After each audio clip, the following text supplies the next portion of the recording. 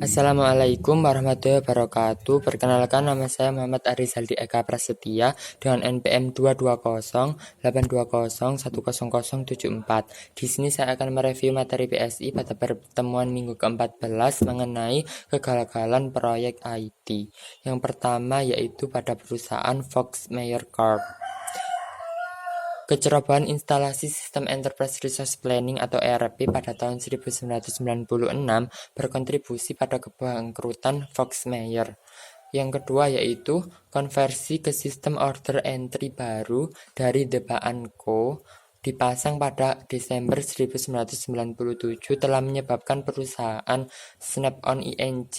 ini kehilangan penjualan sebanyak $50 juta pada paruh pertama di tahun 1998. Yang ketiga yaitu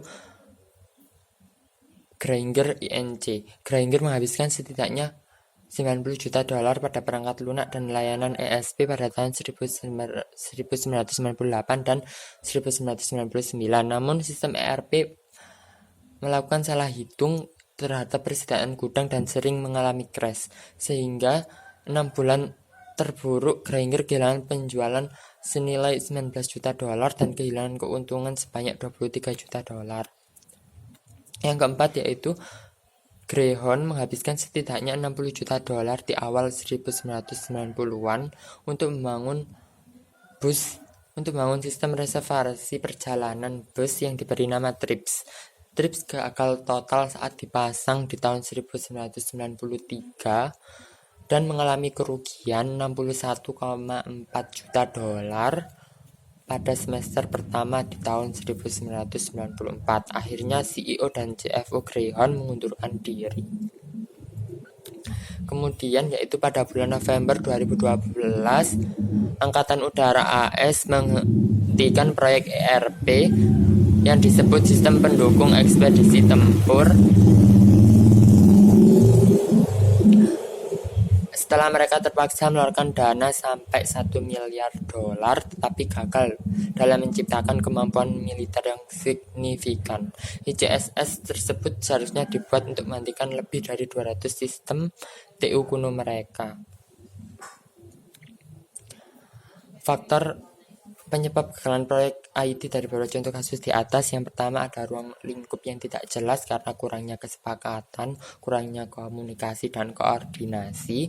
Yang kedua yaitu kurangnya anggaran dan sumber daya yang berkualitas. Yang ketiga yaitu proyek tidak direncanakan dengan baik dan matang. Yang keempat yaitu kinerja sistem yang buruk dan tidak berjalan sesuai yang diharapkan. Dan yang kelima yaitu faktor risiko yang tidak teridentifikasi secara menyeluruh dan tidak dikelola secara baik.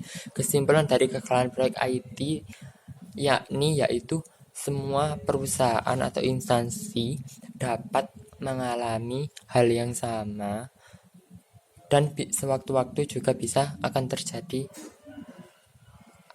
dan juga bisa mengalami kegagalan. Oleh karena itu, untuk meminimalisir kegagalan tersebut, kita harus mengidentifikasi risiko-risiko yang kemungkinan akan terjadi.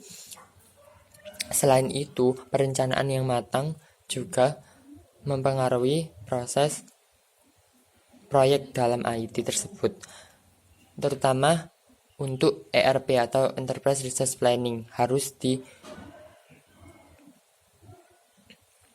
ditinjau lebih lanjut agar berjalan sesuai dengan rencana.